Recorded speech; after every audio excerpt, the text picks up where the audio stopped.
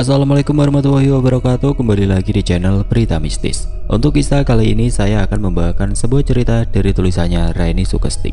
Kisah yang berjudul Jangan Usik Kediamanku. Dan sebelum kita lanjut ke ceritanya, tekan dulu tombol like video ini dan jangan lupa tekan juga tombol subscribe channel ini dan nyalakan juga lonceng notifikasinya agar tidak ketinggalan cerita-cerita lainnya dari channel ini. Dan buat teman-teman yang pengen membaca langsung ceritanya, nanti silahkan saja kunjungi linknya yang nanti akan saya sertakan di kolom deskripsi. Dan seperti apa untuk kisah kali ini? Langsung saja kita masuk ke ceritanya.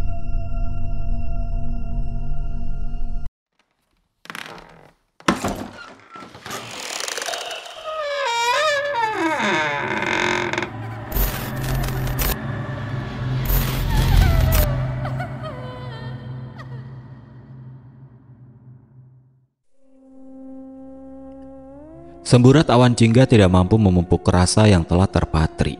Dengan peluh yang membasahi keras seragam yang kupakai, kuusap butiran bening dengan penuh frustasi. Rasa sabar mungkin sudah tidak dapat kubendung melihat proyek yang aku kerjakan tidak berjalan dengan semestinya. Hingga akhirnya, kita coba datangi orang pintar. Perkenalkan, namaku Bayu Aksara. Seperti biasanya, setelah aku menyelesaikan sebuah pekerjaan yang diberikan oleh perusahaan tempatku bekerja, aku pun diberikan proyek yang lain untuk aku tangani. Kali ini aku ditugaskan menangani proyek pembuatan jalur penyelamat di pinggiran jalan besar, kota kediamanku. Aku tampak begitu senang karena jalan yang agak curam itu dibuat jalur penyelamat karena sering terjadi kecelakaan akibat remblong. Saat aku beserta pekerjaku mengecek tempat yang dijadikan proyek, kami biasa saja dan tidak mengalami kendala apapun. Seperti biasanya, sebelum aku mengerjakan proyek yang aku tangani, selamatan bubur merah putih, juada pasar, serta acara doa bersama selalu aku lakukan bersama pekerjaku. Pak Bayu, kenapa pengiriman alat untuk pengerjaan bahan material belum juga sampai, Pak? Tanya seorang pekerja setelah menunggu hampir 5 hari, namun belum juga datang. Benar juga, ini sudah hari Rabu. Seharusnya hari Minggu sudah tiba. Pengerjaan proyek ini sudah berjalan seminggu lamanya, namun ada-ada saja yang terjadi di setiap harinya. Seperti yang terjadi saat ini. Pihak dari kantor mengatakan barang sudah dikirimkan Sabtu lalu, namun kami yang berada di sini tidak kunjung mendapatkan bahan itu. Sudah beberapa kali aku menghubungi pihak kantor, namun tidak ada jawaban yang pasti dari mereka. Alhasil karena tidak mendapatkan kepuasan, aku pun mendatangi kantor tempatku bekerja. Assalamualaikum Pak Samsul. Salamku setelah masuk ke ruangan atasanku. Waalaikumsalam, silakan duduk Pak Bayu. Maaf Pak, kata Bapak, alat untuk pengerjaan material bangunan yang saya ajukan, kata Bapak sudah dikirim. Namun sudah seminggu lamanya kami menganggur karena bahan material belum juga sampai pada kami. Ucapku pada beliau. Masa sih Pak Bayu? Sopir yang membawa alat itu mengatakan kalau barang sudah diturunkan di tempat pengerjaan. Seloro Pak Samsul.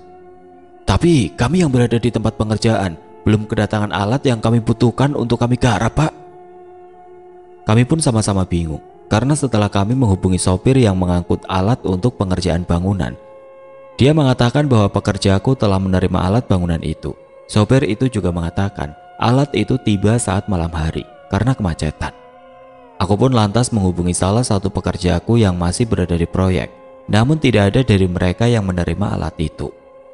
Di tengah kebingungan yang kurasakan, tiba-tiba handphoneku bergetar karena ada yang menghubungi. Aku pun lantas mengangkat panggilan itu dan betapa terkejutnya karena alat yang membuat pusing itu ditemukan dan tertimbun pasir. Seperti mendapat angin segar, segera aku memberitahukan pada atasanku perihal alat bangunan yang ditemukan. Setelah mengatakan hal itu, lantas aku pun berpamitan untuk kembali ke proyek tempatku bekerja. Sepanjang perjalanan aku mengucap syukur karena pekerjaanku akan segera dimulai. Setelah sampai di proyek, segera kutanyakan bagaimana alat itu bisa mereka temukan. Tadi ada kalajengking masuk ke dalam tumpukan pasir, Pak. Karena iseng nggak ada kerjaan, saya mengorek-ngorek pasir itu sampai dalam. Kok malah ngelihat ada besi di dalam tanah. Aku cakar-cakar lagi itu pasir dan nemuin alat-alat ini, Pak. Ucap salah satu kuli proyek menerangkan. Aku hanya manggut-manggut dan mengatakan terima kasih kepada pekerjaku. Setelah itu lalu menyuruh mereka untuk mengerjakan pembuatan pondasi. Aku hanya menghembuskan nafas beratku, mengingat ada-ada saja yang terjadi pada proyek pembangunan jalur penyelamat ini. Saat malam hari sebelum pengerjaan dimulai, keesokan harinya, aku seperti didatangi oleh mereka yang tidak menyukai proyek dilakukan. Setelah beberapa hari ada saja pekerjaku yang mendadak sakit, hingga pada saat ini tentang alat pengerjaan proyek yang misterius. Sudah 2 minggu lamanya namun pekerjaan seperti tidak ada perkembangan. Untuk membuat pondasi saja membutuhkan waktu yang begitu lama karena kejadian-kejadian tidak nalar yang kami alami. Ada juga beberapa pekerja yang terlihat lemah, padahal mereka begitu terampil di pekerjaan proyek sebelumnya. Hingga pada siang ini salah satu dari pekerja kami mengalami kecelakaan ringan, di mana saat dia menyeberang, tiba-tiba ada kendaraan yang hilang kendali dan menabrak pekerja kami. "Astagfirullahaladzim, Pak Ijo!" teriakku melihat pekerjaku mengalami kecelakaan. Aku dan pekerjaku yang lain lantas membawa Pak Ijo yang bersimbah darah itu ke rumah sakit terdekat. Setelah sampai, Pak Ijo langsung ditangani di UGD dan aku menyelesaikan tentang administrasinya. Setelah mendapatkan penanganan lantas aku hubungi pihak keluarga. Betapa terkejutnya mereka saat mengetahui keadaan salah satu anggota keluarganya mengalami musibah. Setelah melakukan apa yang menjadi tugasku sebagai atasan, lantas aku berpamitan kepada keluarga pekerjaku yang mengalami musibah tersebut. Aku henyakan bokongku pada kursi empuk di perusahaan tempatku bekerja. Tidak henti-hentinya lafaz istighfar aku lantunkan. Namun pengerjaan proyek ini begitu membuatku lelah hati, pikiran, juga raga. Hingga dering handphone menghentakku dari lamunan. Pak Ijo, Pak!" lapor salah seorang pekerjaku. "Pak Ijo kenapa, Dun?" tanyaku pada pekerjaku yang bernama Madun. "Pak Ijo nanti mau dioperasi, Pak. Lengannya ada yang retak." "Kamu urus saja semuanya. Nanti saya turun tangan kalau saya dibutuhkan." Perlu membasahi keningku. Baru saja proyek ini aku jalankan, tetapi sudah ada pekerja yang mengalami kecelakaan. Dalam lelahku mata terasa semakin berat, hingga "Lungoho seko umahku." Debuk, aku terjatuh dari kursi. Kuatur nafas yang memburu, mengingat makhluk mengerikan yang baru saja memperingatkanku. Lungoho seko umahku, yang mempunyai arti pergilah dari rumahku. Makhluk itu bagai sangat nyata mendatangiku dalam mimpi. Begitu mengerikan makhluk itu. Segera aku basuh wajahku di wastafel toilet, memindai wajahku yang ketakutan. Karena waktu sudah menunjukkan pukul 5 sore, segera aku langkahkan kakiku untuk pulang ke rumah. 2 jam lebih perjalananku menuju rumah ternyaman. Ingin segera kurebahkan badan yang sangat lelah ini. Namun di tengah perjalanan, saat memasuki kawasan yang sedang kugarap, aku melihat makhluk tinggi besar berada di samping jalur kanan. "Astagfirullahaladzim!" seruku melihat makhluk itu. Tanpa babi bu setelah melewati makhluk itu, kulajukan mobil dengan kecepatan penuh. Hingga akhirnya aku tiba di rumah dengan selamat. "Assalamualaikum," salamku setelah membuka pintu. "Waalaikumsalam," jawab bapak dan ibu bersamaan. Melihatku yang tampak kacau, ibu mendekatiku yang duduk agak memisah. "Nang bagus, mandi. Kamu bersih-bersih dulu. Ibu mau nyiapin makanan kesukaanmu," ucap ibu penuh bijaksana. Aku lantas menganggukkan kepala, mengikuti apa yang disuruh ibuku. Kuguyur badanku dengan air dingin khas pegunungan setelah masuk ke dalam kamar mandi. Membuat badan yang tadinya lelah terasa segar kembali. Di tempat lain, "Pak, anak kita kenapa? Kok lesu banget seperti itu?" tanya ibu pada suami yang sudah hampir 30 tahun bersamanya. "Bapak juga nggak ngerti, Bu. Nanti kalau Bayu sudah makan, kita tanyakan tentang keadaannya," jawab si bapak. Kurang lebih lamanya setelah 1 jam aku pun keluar dari kamar. Tentunya setelah menjalankan ibadah 4 rakaatku di malam ini. Aku tidak langsung pergi ke meja makan. Dengan pikiran yang masih berkecamuk, kubakar 1 batang rokok untuk mengurangi penat yang aku rasakan. Bapak yang melihat dari dalam kini sudah berada di sampingku di teras depan. "Ada apa, Bay?" tanya bapak padaku. "Nggak ada apa-apa, Pak." "Bapak kenal kamu itu berpuluh tahun. Kamu juga mewarisi apa yang ada pada Bapak. Sekarang ceritakan, apa yang membuatmu risau?" ucap bapak sedikit menekan. Aku pun lantas menceritakan semua kejadian yang kualami beserta para pekerjaku. Kamu sudah mengenal tempat yang sedang kamu garap? Tanya bapak kemudian. Sejenak aku tertawa mendengar pertanyaan dari bapak. Bagaimana mungkin aku tidak tahu tentang daerah tempatku tinggal? Sedang hampir setiap hari pasti melewati jalan itu. Bapak tampak menggeleng-gelengkan kepalanya melihat tingkah jahilku. Kok kalian pada di luar? Ayo masuk kita makan, seru ibu. Akhirnya aku dan bapak masuk ke dalam rumah, lalu menuruti pada apa yang diperintahkan ibu. Tampak keharmonisan yang tercipta di atas meja makan ini.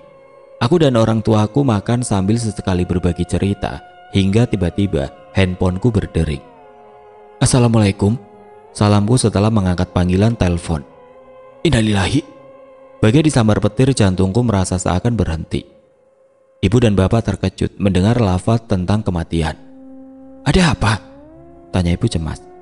Ada yang kecelakaan lagi di jalan yang sedang Bayu garap.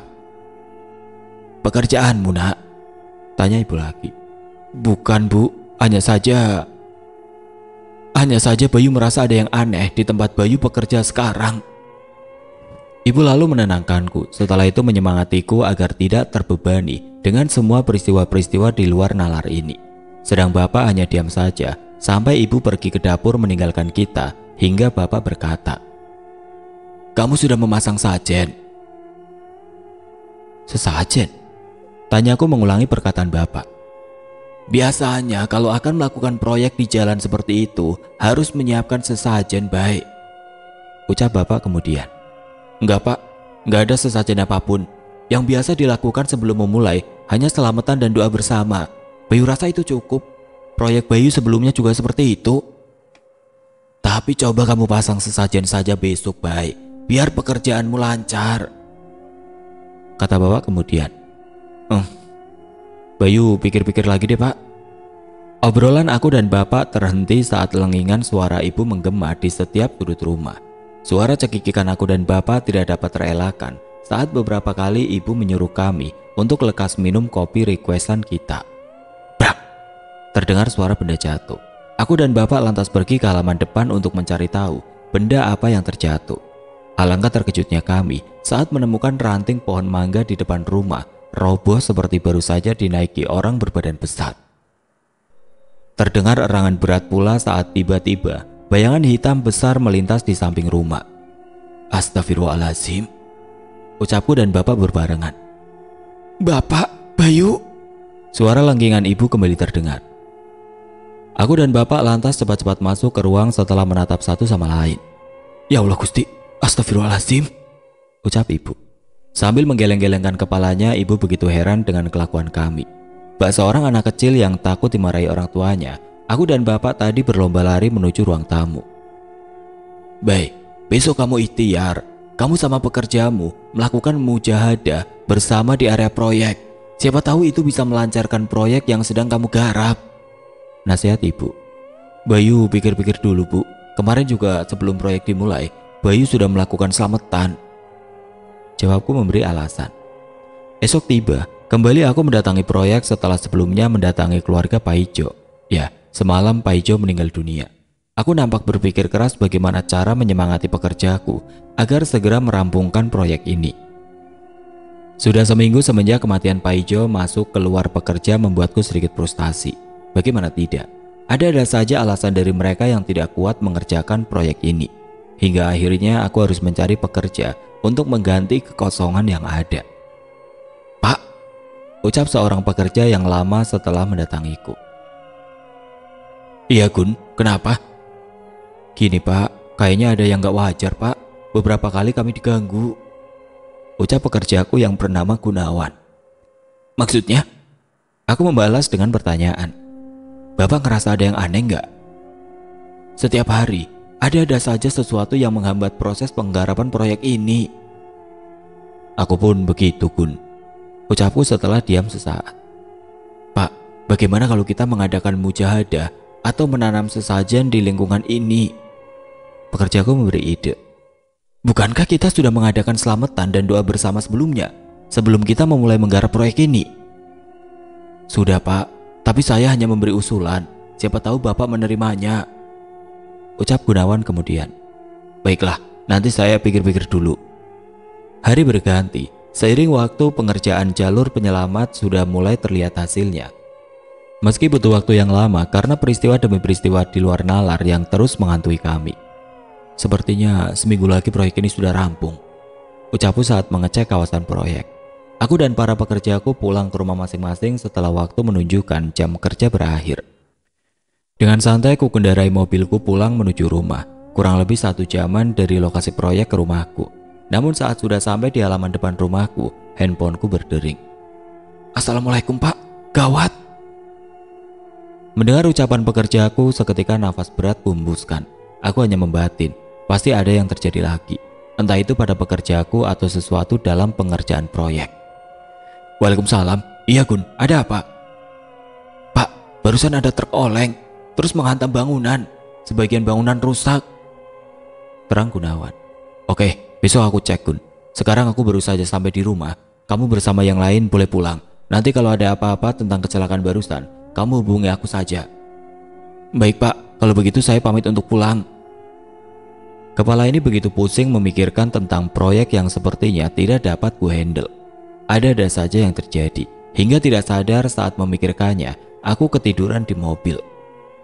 Tok-tok.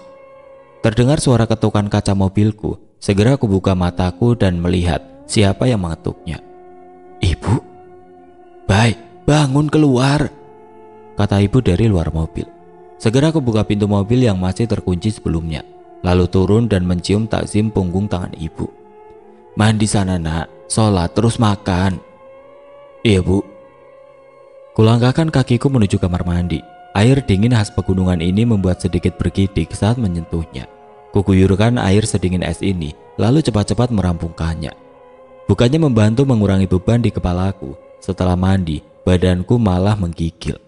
Bukannya mengerjakan 3 rokaatku yang hampir habis waktunya, aku malah meringkup dalam selimut karena kedinginan. Kowe angel kandhanane, lunga saka omahku. Ketebuk.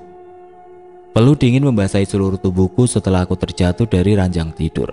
Sosok mengerikan yang beberapa waktu lalu menghampiriku di dalam mimpi, juga yang menampakkan bentuknya saat aku pulang, kini mendatangiku kembali dengan ancaman yang lebih mengerikan. Bayu, Bayu, buka pintunya nak, teriak ibu dari luar. Segera aku buka pintu yang masih terkunci itu. Ibu yang nampak dengan kekhawatirannya menatapku sambil memegang keningku. Astagfirullahaladzim, panas banget kamu baik. Ayo lekas makan, nanti ibu ambilin obat pereda panasnya. Aku hanya menuruti apa yang dikatakan oleh ibuku. Aku lantas menceritakan semua yang kualami pada kedua orang tuaku dan meminta bantuan mereka untuk mendatangi sesepuh yang mengetahui seluk-beluk tempat yang tengah kukerjakan itu.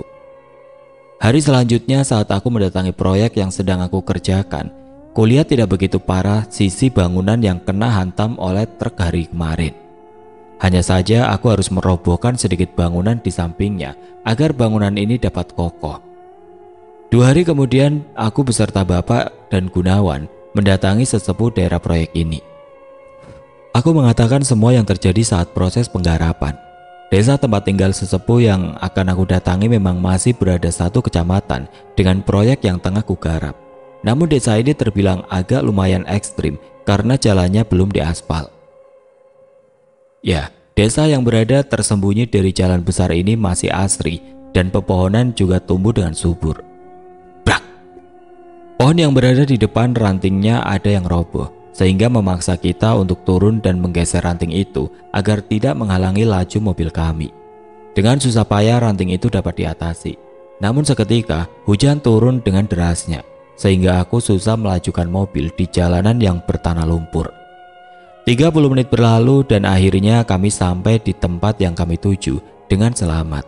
Meski aku sedikit bingung karena setelah turun dari mobil, tanah di sini kering, yang artinya tidak turun hujan sebelumnya. Bapak lantas mengetuk pintu rumah dan menanyakan apakah benar ini alamat rumah yang kami tuju. Setelah itu kami dipersilakan masuk. Aku pun lantas menceritakan semua peristiwa yang aku alami selama pengerjaan proyek. Jadi bagaimana Mbah? Tanyaku pada sesepuh desa setelah menceritakan semuanya. Yang tidak lain sesepuh itu bernama Mbah Mosar. Mbah Mosar tampak mengerutkan keningnya, memindai wajahku lalu berkata, berikan dia 1 kepala sapi untuk sesajen. Jangan lupa juada pasar, bubur merah juga perbungaan. Besok di hari yang saya tentukan, kita lekas ke sana. Aku pun berpamitan dengan Mbah Mosar setelah apa yang ingin kuutarakan tersampaikan. Namun saat kami hendak keluar dari desa Mbah Mosar, saat mobil kami akan keluar dari desa Mbah Mosar, mobil kami seperti diputar-putarkan. Sudah hampir 3 kali kami melewati rumah tua yang terletak di ujung desa. Hingga kami sadar, kami seperti dikerjai oleh penghuni desa ini. Karena hari sudah semakin sore dan hampir masuk ke waktu maghrib, kami pun memutuskan untuk pulang lagi ke rumah Mbah Mosar. Assalamualaikum, Mbah. Salamku setelah memarkirkan mobil. Waalaikumsalam, jawab Mbah Mosar yang bingung melihat kami. Kok kesini lagi? Ada yang tertinggal? Tanya beliau kemudian. Aku pun lantas menceritakan tentang kejadian yang menimpa kami barusan. Mbah Mosar nampak menautkan kedua alisnya seraya memilin pelipisnya. Kalian di sini saja dulu. Nanti selepas maghrib saya akan antar kalian pulang, ucap Mbah Mosar. Kami pun menuruti perkataan si Mbah, dan benar setelah maghrib kami ditemani pulang oleh Mbah Mosar. Sedang dari belakang mobil cucu beliau mengiringi kami dengan sepeda motornya. Saat keluar dari rumah Mbah Mosar, bulu kuduku meremang, ditambah dengan tengkuku yang terasa berat. Aku menepis semua pemikiran tidak normal yang mulai menyergapku.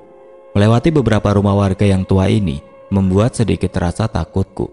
Suasana yang masih asri di siang hari ternyata sedikit menyeramkan bila malam tiba. Ditambah penerangan jalan yang belum memadai, juga jalanan yang masih bertanah. Saat aku akan keluar dari desa, terdengar suara hewan malam bersahutan, membuat siapapun bergidik ngeri. Tiba-tiba laju mobil melambat, seperti kami menaiki tanjakan saja. Tapi saat aku ingin bertanya pada Mbah Mosar yang berada di sampingku, beliau berkata untuk terus melangkah dan jangan pedulikan apapun. Tanpa sengaja ekor penetraanku melihat kain putih yang melambai dari jendela kaca mobilku. Jangan melihat ke samping, terus aja jalan, suruh Mbah Mosar, seperti mengetahui apa yang aku rasakan. Tiba-tiba dari arah depan melintas sesuatu hingga pedal rem ku injak. Namun saat aku ingin keluar untuk memastikan, Mbah Mosar melarangku dan memintaku untuk fokus meneruskan perjalanan. Suasana yang makin mencekam malam ini, niat ingin berkonsultasi tentang proyek yang kukerjakan, malah mendapat teror seperti ini. Tidak henti-hentinya ayat kursi kulafalkan. Begitu mengerikan sekali malam ini, sampai-sampai ingin rasanya untuk segera pulang ke rumah. Setelah keluar dari gapura desa, aku berniat untuk membukakan pintu, karena aku berpikir cukup sampai di sini saja Mbah Mosar menemaniku. Tetapi tanpa diduga, saat aku hendak membuka pintu mobil, nampak sosok mengerikan tengah mengawasiku dari kejauhan. Mbah Mosar nampak tersenyum setelah aku tengok wajahnya, tengah memindai wajahku. Dengan sikap segera kuhidupkan mesin mobil dan kembali meneruskan perjalanan tanpa berkata-kata lagi. Perjalanan menyeramkan yang sungguh membuatku frustasi ini baru saja aku alami. Tidak kusangka pengerjaan proyek yang kukira sepele malah begitu besar efek yang aku rasakan. Setelah sampai di rumah, Mbah Mosar pamit bersama cucunya yang mengendarai sepeda motor di belakang. Aku ingin sekali mengatakan semuanya yang kurasakan saat pulang tadi. Namun seperti mengetahui apa yang kurasakan, Mbah Mosar menenangkanku tidak akan terjadi apa-apa. Aku dan Bapak lantas masuk ke rumah. Sedang Gunawan aku suruh untuk menginap di rumahku, mengingat peristiwa tadi selama di perjalanan. Kau baru pulang? Kalian gak kenapa-napa kan? Tanya ibu begitu mengetahui kami pulang. Alhamdulillah, gak ada kendala apapun, Bu, jawab Bapak berbohong. Alhamdulillah, ya sudah, kalian bersih-bersih dulu lalu kita makan bersama. Pak Gunawan juga nggih, kita makan bareng. Aku pun lantas masuk ke kamarku dan segera mengambil handuk untuk mandi. Saat sudah berada di dalam kamar mandi, tengkuku kembali bergeming hingga Bayu. Suara berat tertangkap genang telinga. Suara itu terdengar seperti tidak asing. Suara itu, suara dari sosok mengerikan yang mendatangi diriku dalam mimpi. Bayu! Suara lengkingan ibu berhasil menyentakku dari lamunan. Segera kuguyur badan yang sangat lelah ini tanpa waktu yang lama. Satset, tidak kurang dari 1/4 jam, aku sudah merampungkan ritual mandiku. Kami pun berempat kumpul di satu meja makan untuk mengisi energi kami yang telah habis terkuras. Di meja makan tersedia berbagai macam menu yang menggugah selera, namun pikiranku hanya tertuju pada proyek yang aku garap. "Baik," panggil ibu. "Iya, Bu." "Astagfirullahaladzim," ucap ibu saat menyentuh keningku. "Ada apa, Bu?" tanya bapak. "Baik, kamu kalau sakit bilang sama ibu. Teruskan makan malammu. Setelah ini istirahat. Ibu mau ngambilin obat pereda panas buatmu." Setelah masuk ke dalam kamar dan minum obat yang diberikan ibu, segera aku rebahkan badan yang lelah ini hingga akhirnya tertidur. "Ojo pisan-pisan nantang aku. Kowe sing gawe perkara, kowe bakal rekoso, lungoho, saka omahku." Terlihat begitu nyata sosok mengerikan itu mendatangiku. Lalu dengan suara yang menggelegar, dia mengancamku. Astagfirullahaladzim. Tiada hentinya istighfar kulafalkan setelah terbangun. Betapa mengerikan sosok itu saat dengan marahnya seperti ingin memakanku. Ini tidak bisa kudiamkan. Aku harus tahu mengapa proyekku molor seperti ini pengerjaannya. Pasti sudah terjadi sesuatu. Sampai-sampai proyek yang aku kerjakan telah memakan korban. Tanpa menunggu hari esok saat jam menunjukkan pukul 2 dini hari, saat aku terbangun dari tidur lelahku, kuhampiri bapak juga Gunawan yang berada di ruang tamu. "Pak, sebaiknya kita lakukan besok ritual yang disarankan Mbah Mosar," ucapku mengagetkan bapak dan juga Pak Gunawan. "Kenapa mendadak sekali?" bapak bertanya kemudian. "Bayu lelah, Pak." "Baik-baik. Bapak telepon dulu teman bapak yang mempunyai usaha pemotongan hewan. Siapa tahu di sana ada benda yang kamu butuhkan di sana." Setelah cukup lama bapak menelpon temannya. Bapak mengatakan bahwa sesuatu yang kuinginkan ada dan bisa diambil besok.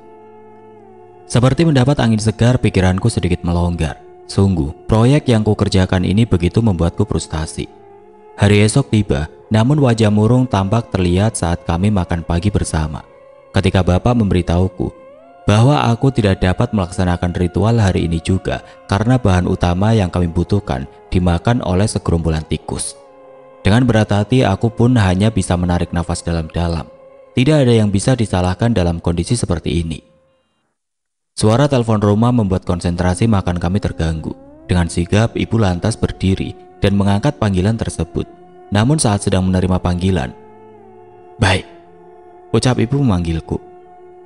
Betapa terkejutnya aku saat mendengar kalau pekerjaku ada yang mengalami kecelakaan saat memperbaiki bangunan yang rusak. Astagfirullahaladzim, lirikku sambil memijat kening. Bapak yang mengerti tentang kondisi putranya saat ini hanya bisa menenangkan dan berusaha untuk membantu sebisa mungkin. "Pak," dengan suara bergetar Gunawan memanggilku. "Iya, sebenarnya," ucap Gunawan takut-takut. Aku pun menunggu apa yang ingin dikatakan olehnya. "Setelah acara selamatan juga doa bersama waktu itu," ucap Gunawan terhenti. "Mereka minum-minum setelah bapak dan yang lainnya pulang dari proyek." Bagai tersambar petir, badan ini terasa lemah. Kepala pun sepertinya mau pecah mendengar apa yang baru saja pekerjaku katakan. "Coba kamu jelaskan sekali lagi," ucapku sedikit marah. Ibu lantas menenangkanku, tidak membiarkan diriku dirasuki oleh amarah. "Jadi sebenarnya saat bapak sedang mengadakan acara selamatan dan doa bersama untuk mengawali proyek ini, Pak Ijo diam-diam membawa minuman keras yang disembunyikan agak jauh dari proyek. Aku waktu itu menolak apa yang Pak Ijo minta, namun dia malah mengancamku untuk diam dan jangan sampai ada yang tahu. Terlebih lagi itu bapak," ucap Gunawan. "Kapan itu pastinya, Gun?" "Malam harinya, Pak. Asrul, Paijo, Kodam, Slamet dan Trimo mabuk-mabukan tepat di tempat bapak menggelar doa pada siang harinya." Setelah menghirup udara sebanyak-banyaknya, aku meminta maaf pada Gunawan karena telah meninggikan suara. Gunawan pun memaklumi apa yang aku rasakan saat ini. Lantas aku pun berpamitan dengan orang tuaku dan lekas pergi bersama Gunawan mendatangi proyek yang aku kerjakan. Saat akan sampai di proyek, ban belakang mobil tiba-tiba meletus, membuat kendaraan kami oleng hingga liriku memegang kepala yang nampak berdenyut. "Alhamdulillah, akhirnya kamu sadar juga, baik," ucap ibu tersenyum. Kulihat ruangan sekitar dengan alat infus yang menempel pada pergelangan tanganku, membuatku mengernyitkan dahi. "Astagfirullahaladzim, Di mana Gunawan, Bu? Tanyaku kemudian setelah mengingat peristiwa naas yang baru saja kualami bersama Gunawan.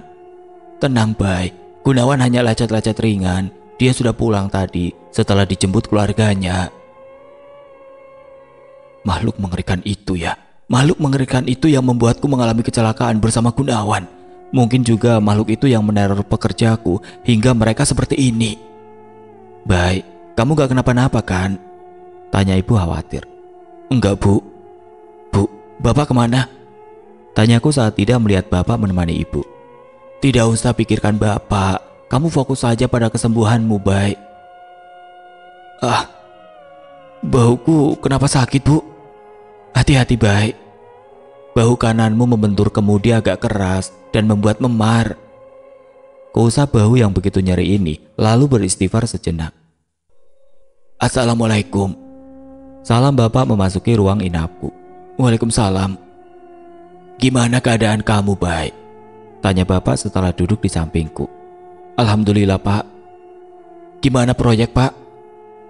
Bapak tampak diam, seperti sedang memikirkan sesuatu.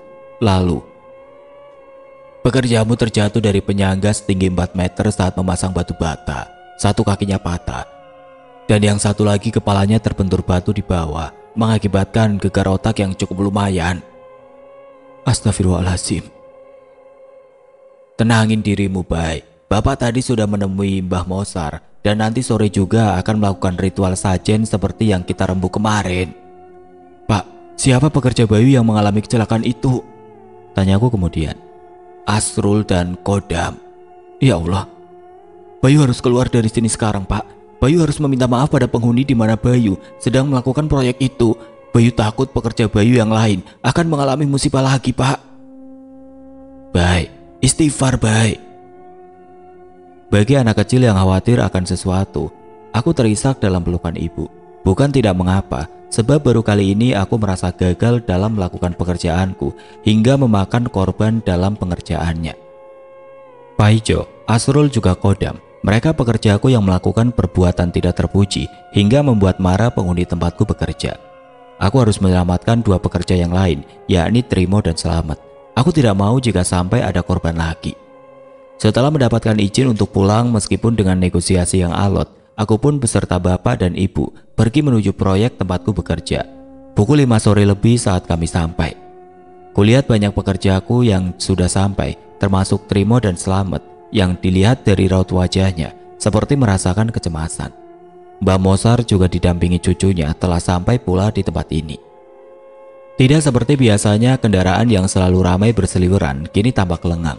Cuaca yang nampak redup karena matahari juga mulai turun dari singgasananya. Gimana Mas Bayu? Apa sudah bisa saya lakukan ritual ini? Tanya Mbak Mosar menatapku. Aku pun lantas mengajak Mbak Mosar untuk menjauh dari orang-orang. Lantas aku ceritakan semua yang dilakukan pekerjaku waktu itu. Seperti sudah mengetahuinya, Mbak Mosar tidak terkejut pada apa yang aku katakan. Beliau hanya berkata agar aku tidak tegang. Mbak Mosar juga sudah menyuruh anak buahku yang melakukan keteledoran itu untuk meminta maaf kepada penghuni tempat ini. Setelah aku dan Mbak Mosar kembali kepada acara yang akan kami lakukan, angin tiba-tiba berhembus dengan kencangnya. Aku pun meminta Mbak Mosar untuk menyegerakan ritual ini. Setelah kami membaca doa bersama, angin yang berhembus dengan kencang mulai meredup. Mbak Mosar lalu memerintahkan para beberapa pekerjaku untuk membuat lubang sebesar kepala sapi yang akan dipendam. Namun saat ritual sajen akan dilakukan, angin besar kembali datang. Pohon yang berada di samping proyek pun roboh. Lalu, tampak gumpalan awan hitam memayungi kami, seakan ingin menumpahkan apa yang ada di dalamnya. Keadaan yang begitu mencekam ini membuat siapapun ketakutan. Ditambah suara petir yang menggelegar, membuat rasa kaget juga takut yang bertambah. Seseorang dari kami bahkan sampai pingsan karena saking takutnya dengan keadaan ini. Tidak henti-hentinya lafal istighfar kuusapkan. Namun seakan tidak peduli suasana sore menjelang maghrib ini semakin mencekam. Tanpa diduga, 2 pekerjaku tiba-tiba duduk bersimpu di hadapanku. Aku yang merasa bingung lantas menyuruh mereka untuk bangun. Tanpa didengar, mereka tetap duduk bersimpu dan menangis sesegukan. Pak, maafkan kesalahan kami, Pak. Ucap seorang pekerjaku yang bernama Selamat. Kami hilaf, Pak. Sambung Trimo pekerjaku yang satunya lagi. Semua yang berada di tempat bingung atas apa yang dilakukan dua orang ini. Tapi bagiku juga, orang yang mengetahuinya sudah sangat geram pada dua orang ini. Aku pun lantas menyuruh mereka untuk mengakui semua kesalahan mereka pada orang banyak. Dengan takut-takut, dua orang itu menceritakan semua kesalahan yang diperbuat. Sontak saja mereka yang berada di tempat ini marah dan sangat ingin menghakimi dua orang ini. Mbak Mosar akhirnya meminta dua pekerjaku yang berbuat salah itu untuk meminta maaf pada penghuni proyek ini. Setelah dua pekerjaku yang ceroboh itu meminta maaf dengan bantuan Mbak Mosar, angin yang semula pekat dan ingin menerbangkan kami akhirnya mulai reda. Alhamdulillah, lafal yang keluar dari setiap mulut kami. Karena sudah memasuki waktu maghrib, kami pun melaksanakan 3 rakaat petang ini dahulu. Dan setelah semuanya selesai menjalankan ibadah maghrib, ritual sajen pun kami teruskan. Ritual sajen pun telah dilaksanakan dengan harapan semoga lantaran ritual ini dapat melancarkan proyek pembangunan jalur penyelamat tanpa hambatan apapun. Waktu berlalu, tanpa dirasa pembangunan proyek ini telah rampung. Tepatnya esok hari, aku beserta orang penting yakni pengurus desa setempat akan merayakan selamatan dibukanya jalur penyelamat yang kubangun kemarin. Badan dan otakku meminta untuk diistirahatkan malam ini. Setelah merenungkan di balik kaca jendela kamarku tentang peristiwa demi peristiwa yang membuat lelah jiwa dan raga ini. Kejadian yang mengerikan pun seperti kecelakaan yang terus saja terjadi, bahkan sampai adanya korban jiwa, membuatku berpikir bahwa di dunia tempat kita bernafas, kita selalu bersinggungan dengan mereka yang tidak terlihat. Esok pun tiba, aku beserta keluargaku mendatangi proyek yang telah rampung dikerjakan. Kulihat Asrul dan Kodam juga datang menghadiri acara ini. Meski keadaan mereka masih kacau dengan dipapa pula, mereka berdua lantas meminta maaf padaku, dan aku sebagai atasan mereka tidak ada hak untuk tidak memaafkan kesalahan mereka. Kulihat makhluk mengerikan yang beberapa waktu lalu sering menghampiri mimpi malamku, tidak ada raut mengerikan yang ia tampakkan. Bagai angin yang berlalu, makhluk penghuni tempat ini hilang dengan sendirinya. Tidak terasa senyumku mengembang. Aku berharap dengan adanya kejadian yang terjadi kemarin dapat menjadi tolak ukur untukku dalam menjalankan proyek selanjutnya. Mereka selalu ada, tanpa kita tahu keberadaannya. Mereka selalu melihat, tanpa kita melihat bagaimana mereka. Tanpa kita sadari, di setiap lajur kehidupan mereka selalu mengawasi. Kehidupan ini penuh dengan misteri. Tidak ada yang dapat dijadikan tolak ukur untuk mengetahui mereka. Selalu bersikap layaknya manusia bermoral yang menghormati tanpa diminta, yang menyayangi tanpa adanya syarat, dan yang menghargai walau tidak dapat dilihat. Oke teman-teman, sekian untuk kisah kali ini. Semoga apa yang sudah saya sampaikan dalam kisah ini dapat dijadikan pembelajaran untuk kita semua. Dan buat teman-teman yang baru bergabung, jangan lupa untuk like, komen, share, serta subscribe channel ini. Dan nantikan kisah-kisah horor berikutnya tetap di channel Berita Mistis. Wassalamualaikum warahmatullahi wabarakatuh.